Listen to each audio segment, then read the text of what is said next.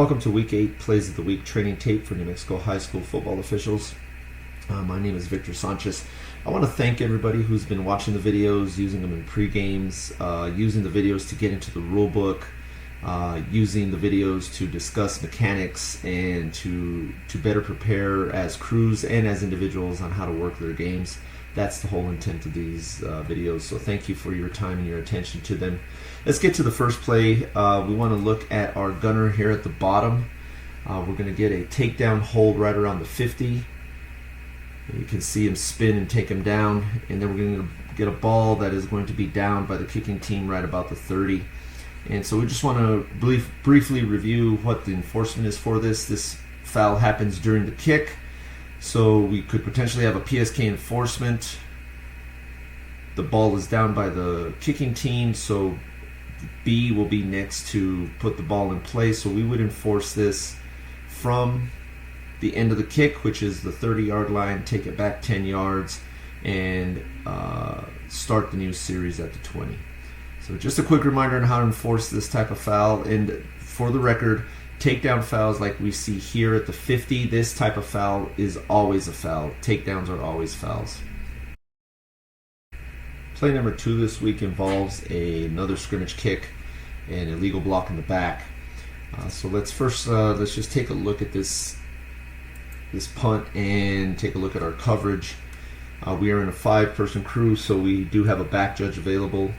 And we're going to see right here, not bad position. Back judge would like you a little deeper, but you are in a good position given that there's really no threat to the returner at that point, so you can observe the catch and you can start watching blocks. We're going to see the returner go one way, shift direction, and then we're going to get a block in the back right around the 27-yard line. And if you missed it, I'm going to back it up really quick. We're going to look at this block right here. And we're going to see that was called for a block in the back. Don't know if it was in the back, but that was what was called on the field. And then we're going to get a long return up the sideline. And so a couple of things on this play before we get to the end of the play. Let's back it up. Regardless whether or not this is or is not a block in the back, maybe it's a blindside block, we do have a marker down for a foul. And so we need to know the spot of the foul, because this spot is going to be very important for this play, because we're going to bring this play back. Since this was during the run, not during the kick, this is treated as a running play, and so the enforcement spot will be from the spot of the foul. So let's talk about the end of this play. I'm going to fast forward it and let's just talk mechanic-wise. We have long runs up the sideline. We're watching blocks. About right here, we probably should slow down and let this play pass us, so that way we are not in harm's way and we can work both the ball carrier and blocks ahead of the play as it goes. So when we get to this point here, we have the runner out of bounds, and we see our official come back to the spot where the runner went out of bounds. And what we want to do here is we want to observe the players at the end of this play. We want to make sure that as they go to the ground and as they get back up, that we are observing them to make sure that we don't have any unnecessary roughness fouls or unsportsmanlike fouls in this particular instance. So when we get to about right here, we need to keep our eyes on those players. We can drop a beanbag for our spot, and we can even get help from a cross-field mechanic to get this spot, but don't leave the players alone in this particular play. Make sure we're watching them until they get back up and the colors separate and everybody's in a good position there. But otherwise, as far as coverage on this, we do a really good job. We pick up the foul. We just need to make sure we know what we're enforcing from, which should be about the 27-yard line, and that we need to make sure that we are trailing these types of plays, not trying to beat them to the goal line. Our referee can get the goal line here and then watch the players all the way up and down. When they go to the ground, make sure they separate and get back to their sidelines without any incident. Play number 3, we want to take a look at this blitzing linebacker and the center and the action and interaction between those two players. We're going to get this Team B blitzer coming up the middle. And he's going to get leveled. And then we're going to get an unnecessary act by the center, putting his entire body weight on top of the defensive player on the ground. This isn't an act of blocking. This is a punishing act. and this is something that we cannot allow to happen in the game. The initial block on this is clean and legal, but this second act of putting his entire body weight and chest on top of the player who's on the ground, that is totally unnecessary and forceful with intent to punish. So we want this for a foul for unnecessary roughness. Now, if he laid on top of him and didn't pounce on top of him or put his body weight in a forceful manner on top of him, we could be okay as long as he got off of him relatively quickly. But that entire body weight and the body language that he uses, this is what we want for a foul for unnecessary roughness. So just take note of this type of action. This is a move. The block is legal, but that right there is an intent to punish, and that is not what we want in our game. Our fourth play today involves a really good job of officiating close to the goal line by our line judge. I want to look at his mechanics, and then we'll just talk about the call and how we work this. We get down to the goal line, we have a flag out, we signal touchdown, and now we got to come back and do the paperwork on this play. But what we see is a good job of our official getting down to the goal line to be able to officiate at the pylon on this close play. He gets a holding foul, and we'll see this holding foul, which is a quality holding foul right here on the, I believe that's the left tackle.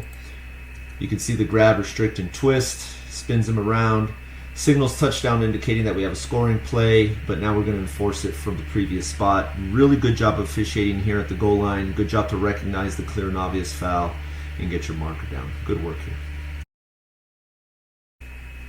The last play this week involves two clips with an end of game scenario, end of half scenario, and we can set this up right here. We have a close game, 28-26, fourth quarter, 22 seconds left, and we're going to just kind of walk through this sequence.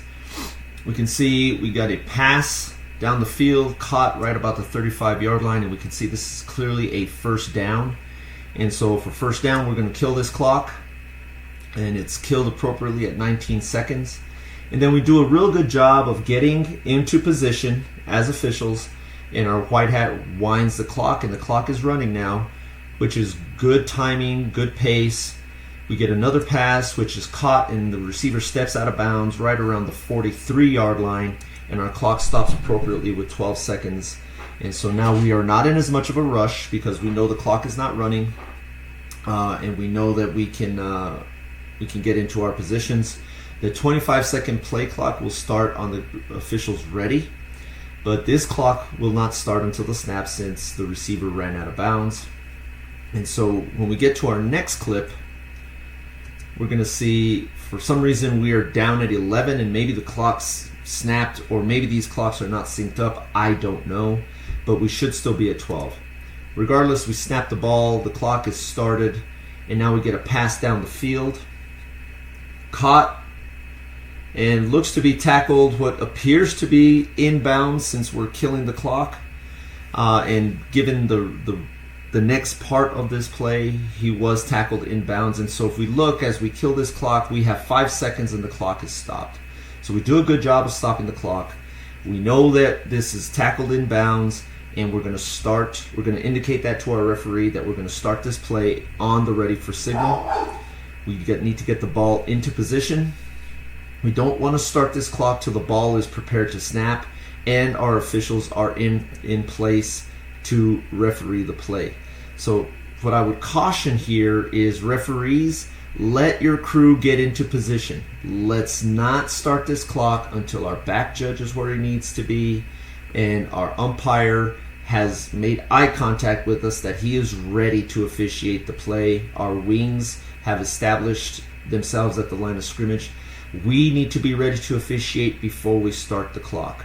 If the teams are not ready when you start rolling that clock, that's on them. But we ourselves as a crew have to be ready to officiate before we start this clock.